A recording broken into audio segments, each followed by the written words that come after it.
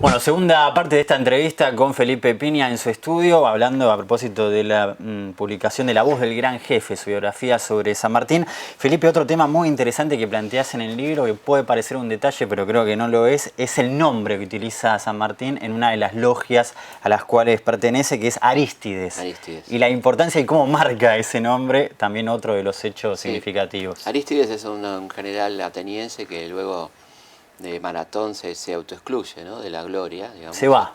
Se va después, pudiendo obtener la gloria, se retira. ¿Por qué? Se retira, decide retirarse, ¿no? Y esto es como una premonición de lo que va a pasar en Guayaquil, ¿no es cierto?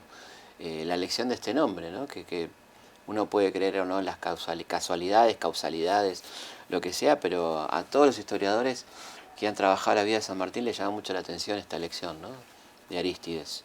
Es un nombre masónico, digamos, o de la logia, que anticipa lo que va a ocurrir, ¿no? Realmente increíble. Bueno, también hablamos de un programa de libros y esto tiene que ver el peso de la palabra, ¿no? De alguna Sí, manera. por supuesto, el peso de la palabra está muy fuerte ahí, por eso yo lo menciono, porque es raro, ¿no?, esto de este personaje que, pudiendo obtener la gloria, se retira. En el caso de San Martín podía obtener la gloria, en el caso de Guayaquil, pero se hubiera sido costoso de todas maneras, ¿no? No era tan matemática la cosa, pero sí podríamos decir que la pudo obtener en Chile y dejó gobernar a otro, en el Perú también, ¿no es cierto? Con motivos muy válidos, ¿no? Él entendía que esos países tenían que ser gobernados por gente que nacía ahí, que le correspondía a él. Ahora, en ambos casos, sí, él es designado, él tiene la posibilidad de gobernar, ¿no? En Perú exacto, lo hace durante un año, después renuncia, pero en Chile todos quieren que sea él el director supremo, y él se lo delega a O'Higgins, ¿no? Sí, volviendo, antes te quería preguntar por el tema de la masonería. ¿Queda algo por investigar o por averiguar en torno a la relación con San Martín y los masones o ya está todo más o menos claro? No, la masonería es una sociedad bastante misteriosa, Sí, donde cuesta bastante todavía aclarar algunos puntos.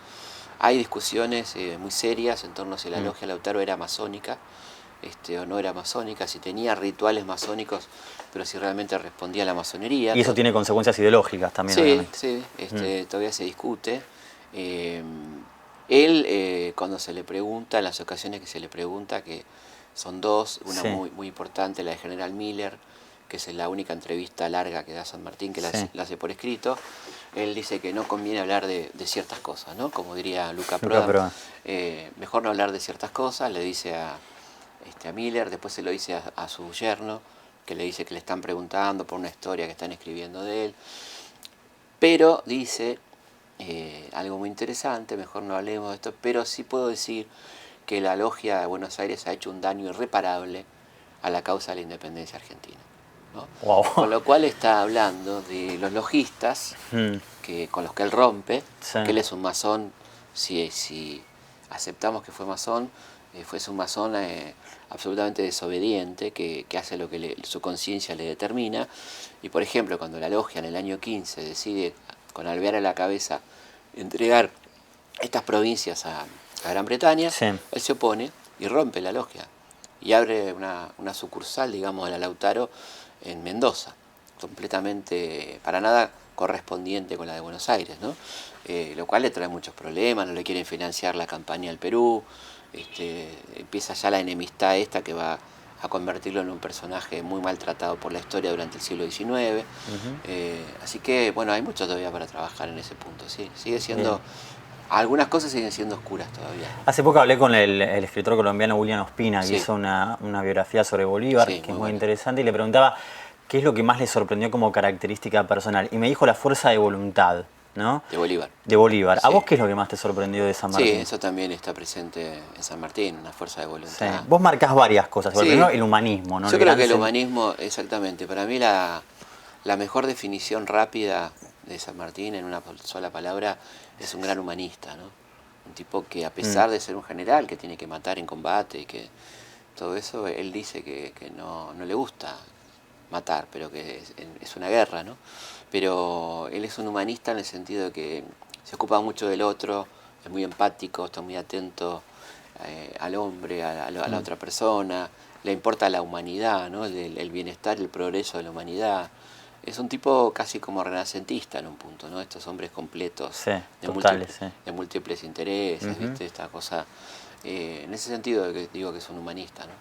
Sí. Su preocupación por... Bueno, está muy expresado en las máximas, ¿no? A su Totalmente, hija, totalmente. como un decálogo de cierta cuestión muy humana.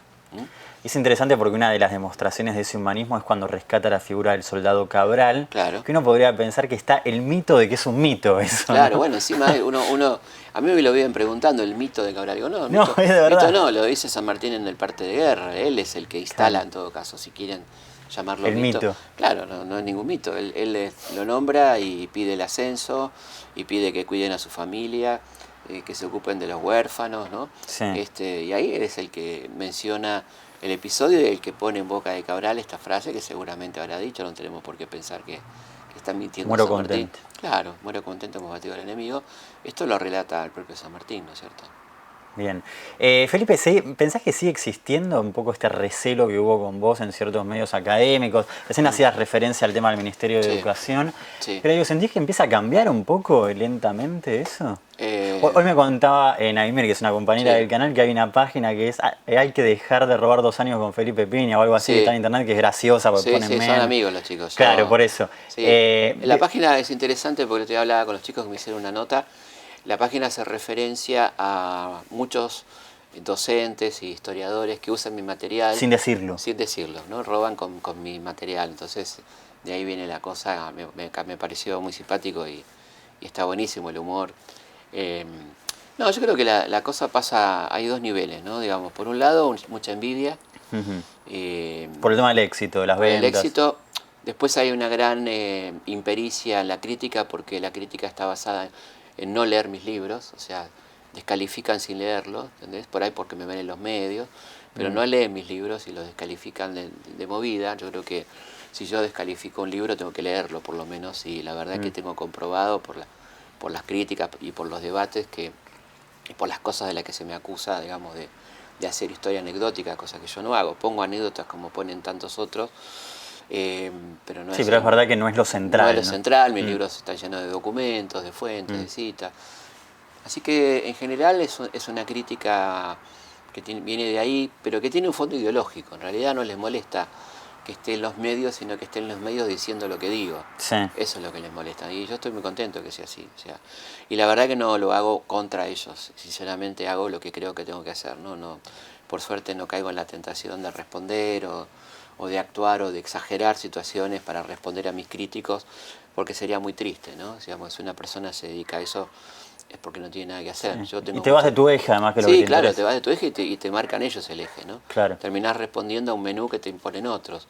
Y yo creo que la mejor respuesta que uno puede dar es hacer lo que uno cree que tiene que hacer, en vez de estar respondiendo todo el tiempo a lo que le dicen, lo que le critican, porque por suerte no tengo el ego tan grande como para estar tan preocupado por lo que dicen de mí. Bueno, es otra de las características que marcás de San Martín, Sí, ¿no? claro, Que es raro eso. Y a mí me admira la gente que es así, ¿no? Digamos, Que hablaba en primera persona del plural, digamos, no en totalmente. nosotros. Detestaba a los yoicos, y él toma un documento de Alvear, que es la toma de Montevideo, donde dice: yo, Carlos de Alvear, entré a Montevideo, lo tomé yo personalmente con mis tropas y mí y yo, y él subraya todos esos posesivos y ese yo, y pone abajo ni Napoleón.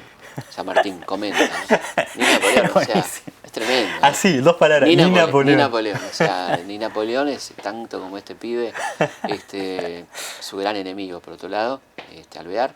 Pero que le termina pidiendo que le cuide a la mujer. Que a pesar de todo, vos fijate, el tipo lo intenta matar, como demuestra en el libro, intenta asesinarlo a San Martín, intenta derrocarlo, y después de todo, al año siguiente, cuando ya está en el exilio, después de haber traicionado a la patria, de haberle entregado a los españoles los secretos militares argentinos, después de todo eso le escribe a San Martín que por favor cuide de su mujer y que le consiga una pensión, y él le contesta todavía, le dice: haré lo posible, y seguramente que algo hizo, ¿no? Increíble, ¿no? Es increíble, Las sí, dos sí. características tan antagónicas de estos dos personajes, ¿no? Quería volver al tema emblemático que es el cruce de los Andes. Más allá de estas precisiones geográficas que das, ¿no? De los 4 cordones montañosos, ¿Qué nos puedes decir de cómo fue ese trayecto? Bueno, Por ejemplo, murieron más animales que personas, ¿no? Sí, Porque personas murieron por suerte, pocas. por Sí, suerte. pero digo, en general uno tiende a pensar que murieron un montón de personas y no fueron Claro, era tantas. muy duro para las vacas, por ejemplo, porque eran elementos de alimento, a las propias mulas también, ¿no? Y sí, murieron una cantidad, bueno, casi la mitad de las que fueron. Claro. Personas bastante pocas para lo que fue el nivel de riesgo. Más de 5.000 hombres fueron. 5.000 hombres, exactamente. Sí. Murieron muy pocos en comparación al riesgo que corrían. Se hizo en 6 columnas, un trabajo de inteligencia y de liderazgo horizontal muy interesante, porque cada jefe de columna sabía lo que tenía que hacer independientemente de San Martín, con quien no se podían comunicar, por supuesto, porque no había ni handy, ni GPS, ni celulares. O sea, en ese sentido estaban solos. Estaban solos y sabiendo cuál era su misión, sin que el jefe se lo tenga que recordar, digamos, ¿no? Y bueno, esas 6 columnas convergen y van a librar la batalla de Chacabuco, que es una batalla impresionante. Muy importante. Determinante porque pensemos el contexto, ¿no? Está toda América derrotada. Cayó México, bueno, Bolívar está exiliado en Jamaica, ha sido derrotado momentáneamente. El Perú sigue en manos españolas, cayó Quito, cayó Chile, Montevideo está en manos españolas también, así que el único foco resistente era el Río de la Plata, y en este combate se decidía un poco la suerte de América, ¿no? Es un combate decisivo absolutamente, Chacabuco, donde nosotros tenemos 12 bajas y los españoles 500. Ahí habla de la capacidad militar que tenía este hombre, ¿no? ¿Y dónde se puede ver, Felipe, el genio de San Martín en esa batalla? Bueno, o en el cruce de los Andes, digo. Se ve ¿Cuál sería en todo, ¿no? En el nivel de planificación. Primero en pensar el cruce, ¿no? Que era una locura en algún punto. Sí, era una locura absolutamente, porque él en principio, su plan era esperar un cruce español. O sea, él tenía la casi certeza que después de la derrota de los patriotas chilenos, y cuando retoman el poder los españoles, lo que se venía era un cruce del lado español. O sea, que él ¿Era probable que pasara eso? Era muy probable. Él se prepara para una actitud defensiva de Mendoza, ¿no? Cuando eso ya se sabe que no va a ocurrir, empieza entonces la planificación del cruce, ¿no? Que ya lo tenía pensado. O sea, empieza a ir al ataque después. Ya lo tenía pensado, pero él entiende que cuando llega la situación es muy complicada y que ese plan del cruce no va a ser posible en lo inmediato, y hay que pensarlo, y mientras hay que prepararse para un posible ataque español que sea al revés, que los españoles crucen los Andes para este lado, cosa que afortunadamente no se produce, ¿no? Pero en esos 2 años que van del 14 al 16, mientras él gobierna la provincia magistralmente, ¿no? Como haciendo... Sí, haces mucho hincapié en que fue muy... Y bueno, súper moderno, ¿no? Instalando conceptos como educación pública, salud pública, todo cosas que no eran de la época, ¿no? Va preparando ese ejército con la ayuda de Fray Luis Beltrán, bueno, de toda una mesa chica de colaboradores impresionantes, porque él no lo hizo solo, ¿no? Es una acción colectiva. San Martín nunca habría dicho San Martín cruzó los Andes, ¿no? Que esto es una frase posterior. Él siempre hablaba, como decíamos antes, en forma colectiva, y fue una gran tarea colectiva, con mucha tarea de inteligencia, un gran ejército de espías, 700 espías, que trabajaban sobre todo en Chile, hombres, mujeres, niños que pasaban Como Güemes también hizo eso, Güemes ¿no? también, claro, Güemes también. Bueno, Güemes es un gran aliado de San Martín, claro. y San Martín le agradece eternamente a Güemes la posibilidad de hacer el cruce, porque Güemes es el que le ataja a las tropas que vienen del norte, ¿no? Sin Güemes el cruce hubiera sido imposible. Claro. O sea, el rol de Güemes es fundamental, sí. Y Güemes ataja 9 invasiones españolas. Es una cosa inédita, ¿no? Con sus ejércitos guerrilleros frente a ejércitos que venían de ganarle a Napoleón, por ejemplo, ¿no? 4.000 hombres, 5.000 hombres, etcétera, contrapartidas, 60 gauchos muy bien entrenadas y muy hábiles en el monte, que logran enloquecer y de hecho frenarlos, ¿no es cierto? Claro.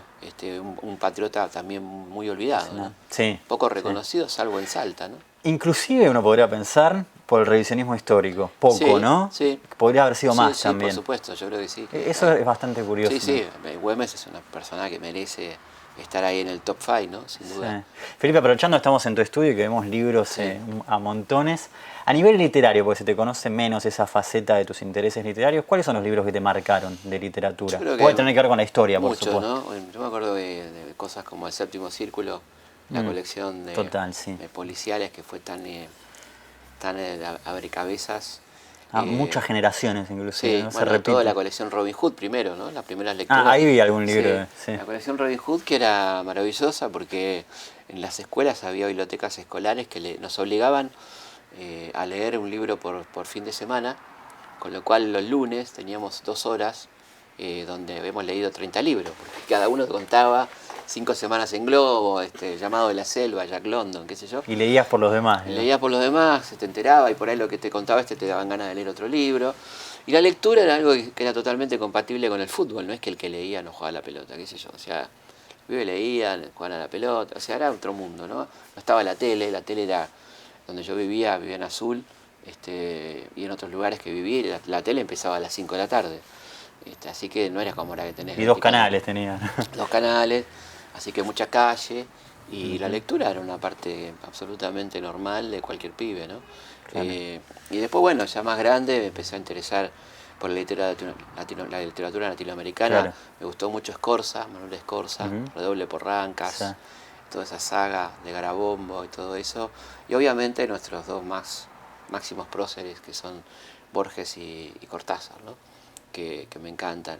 Y bueno, después, bueno, qué sé yo, leo de todo, la verdad que leo mucha literatura, me gusta la literatura moderna, lo que se está publicando últimamente, no sé, la verdad que me actualizo Sí, se nota que sos un tipo que está atento a lo que va saliendo también, que no se queda... Claro, sobre todo en los viajes leo esencialmente literatura, no me llevo libros de historia a los viajes largos. ¿Por qué? ¿Por alguna razón? No, pero llevo, sí, igual siempre... Porque es trabajo. Siempre en mi bolso, no, es pasión, pero necesito irme un poquito también, ¿no? Entonces en los viajes, cuando uno sabe que tiene un viaje largo, me gusta una novela, qué sé yo ahora, estaba leyendo Stephen King, 1962, que es 1963, es un librazo, ¿no? Tremendo. De un viaje en el tiempo, una maravilla. No sé, bueno, qué sé yo, que es un libro que tiene 1000 páginas más o menos, entre los 2 tomos, sí. y está tan bien escrito, ¿no? Por este tipo que es un monstruo, ¿no? De cómo escribe. Sí, está claro que vos tenés una concepción, digamos, de la escritura, de los libros de historia que incluye el entretenimiento o la literatura inclusive, las técnicas. Te quería preguntar a propósito de eso, bueno, también con una historia que tiene que ver con la divulgación y con los medios masivos, porque estás en la tele, radio, estás en varios lugares. Pero te quería preguntar, puede parecer estúpida la pregunta, pero ¿qué diferencia hay y qué similitudes entre la literatura y la historia, según vos? No es para nada estúpida la pregunta, es muy, muy buena y hubo debates muy complicados en torno a esto. Inclusive en los últimos años. Sí, Tomás Eloy Martínez llegó a decir que era lo mismo, que era mejor la literatura porque ya que la historia miente, entonces la literatura podía mentir también, ¿no? Yo creo que es una apreciación un poco arriesgada, no es así, la historia no tiene por qué mentir, digamos. Puede mentir, por supuesto, pero no tiene por qué mentir. De hecho, lo vemos todo el tiempo que miente, ¿no? Sí, el periodismo también miente. Claro.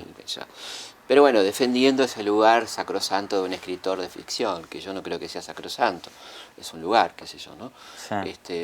No hay lugares sacrosantos. No menos a esta altura. No sé si el del Papa, qué sé yo, podría ser, habrá que ver. Pero yo creo que hay un lugar para la ficción y hay un lugar para el ensayo, ¿no? Que requiere veracidad y requiere documentación, digamos. Entonces hay una diferencia.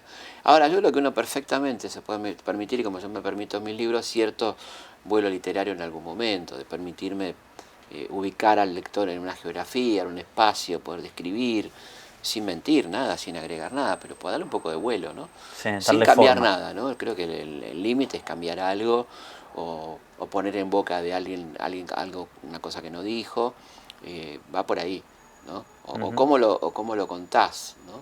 La narración también. Sí, que a veces uno puede pensar que en el cómo lo contás puede haber una consecuencia en lo que estás contando. Claro, ¿no? depende qué pones en riesgo. Si lo que vos contás es una cosa que ayuda a entender del lado de lo descriptivo, es una cosa. Si ya ahí estás poniendo algo que no pasó porque queda lindo, porque enriquece... O porque te cierra. No, bueno, eso ya es novela histórica.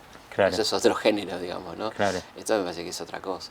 ¿Y de los debates así de la historia que hay en este momento, te interesa? ¿Hacia dónde pensás? No creo que haya mucho debate, sinceramente. No hay debate. No hay debate. O sea, hay la palabra Hizo polémica. Que se habla más que antes del pasado, ¿no? La palabra polémica en Argentina es una palabra que está bastardeada, ¿no? Dice el polémico tal, la polémica... Sí, todo es polémico. No sé dónde está la polémica, ¿entendés? Porque yo no veo polémica, ¿no? En todo caso creo que alguien califica de polémico a otro, pero no en el marco de una polémica, ¿no? Y lo que no hay claramente son debates. Debates no hay, ni siquiera, no sé si va a haber un debate presidencial, ¿no? Pero Todavía Creo está que no, parece por eso, que está no. en duda. Sí. Bueno, entonces, imagínate la ausencia de debate en una materia tan debatible como la historia, es una pena. Yo lo propongo todo el tiempo, siempre digo, ojalá podamos debatir, ¿no? Pero no ocurre, no ocurre. Hay descalificación, hay crítica, pero la idea de intercambiar opinión se complica, ¿no? Y me parece una pena, porque es muy enriquecedor el debate. ¿Hay un momento puntual en el que decidiste dedicarte a la historia o ser historiador? Sí, sí, fue mi secundaria.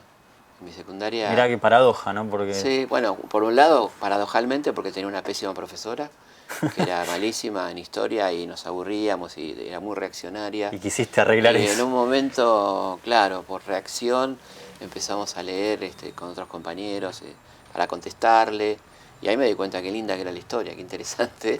Y después tuve una gran profesora en quinto año, que fue quien seguramente decidió mi vocación, ¿no? Una gran profesora que también me hizo ver qué linda y qué interesante era la historia, ¿no? Sin Tuviste duda. las dos partes. Las dos partes que complementaron y empujaron para ese lado, ¿no? Pero esa decisión se da claramente en la secundaria. Bien, ¿y tuviste algún momento por ahí de crisis o de duda con respecto a esa elección? Porque te vemos tan seguro y todo. ¿Hubo No, algún momento no, de...? la verdad que no. No, Sí, por supuesto. momentos más complicados. Momento más complicado, cuando te recibís y tenés que, bueno, tenía que laburar en 50 colegios y situaciones del país tremendas, ¿no? Me tocó varias crisis y con familia y todo, pero la verdad que siempre intenté vivir de esto, ¿no? Tuve que vivir de otras cosas en algunos momentos, pero siempre apostando a la historia, que es lo que más me gusta y creo que en definitiva lo que aconsejo a todo el mundo, que siga apostando a lo que le gusta, ¿no? Que le ponga la pasión a lo que cree que es lo suyo, ¿no? Sí, eso es fundamental. Eso Sí, es fundamental. porque si no se vive con mucha frustración, ¿no? Y tarde o Por lo temprano menos, lo terminás pagando. por lo menos intentarlo, qué sé yo, no tirar la toalla tan rápido, ¿no? Porque el Mm. sistema te lleva un poco a eso, ¿no? A chatarte, a echar la cabeza, ¿no? Pero me parece que no, hay que insistir, si uno está seguro de que es lo que a uno le gusta, ¿no? En ese sentido me parece que escribir biografías así también debe tener algo de ese mensaje y de que a vos Sí. te debe impresionar por eso y que por eso lo haces. Creo que Sí. te motoriza un poco a... Sí, sí, también un poco de voluntad de justicia retroactiva, de gente que no se le ha hecho justicia, como parece a mí de San Martín, ¿no? Mm. Ahora estoy trabajando sobre Belgrano. ¿Vas a hacer un libro? Sí, el año que viene va a salir Belgrano. Y bueno, otro tremendo maltratado por la historia, ¿no? Y hay algo ahí de poder hacer un poco de justicia retroactiva. Por lo menos que la gente se entere. Después Sí. verá qué hace con eso, ¿no? Pero que se entere que las cosas no fueron tal cual como se las contaron, ¿no es cierto? Tampoco es que fueron totalmente al revés, pues yo no me creo Está tan... bueno eso, sí, sí. Claro, viste, tan Fue soberbio. distinto, nada más. Claro, pues acá llega la verdad, ¿no? Uno aporta otra mirada, ¿no? Y hay libros muy bien escritos de historia. Ahí es fuerte el nombre, que siempre lo decimos con Pacho, el revisionismo, ¿no? Sí. Es fuerte esa impronta que le Sí, dan, es ¿no? una impronta fuerte, que habla, que es muy explícita. Estamos revisando la historia, Sí. revisitando, y yo creo que está bien, o sea Mm. y también esta posibilidad de que la gente compare, que la gente vea otras miradas sobre un mismo episodio, un mismo personaje, ¿no? Sin duda. Felipe, un gusto, ¿eh? Muchísimas Bueno, gracias por haber gracias. estado en Hipertexto. Gracias. Muchas gracias también a ustedes por estar del otro lado. Nos reencontramos la semana que viene.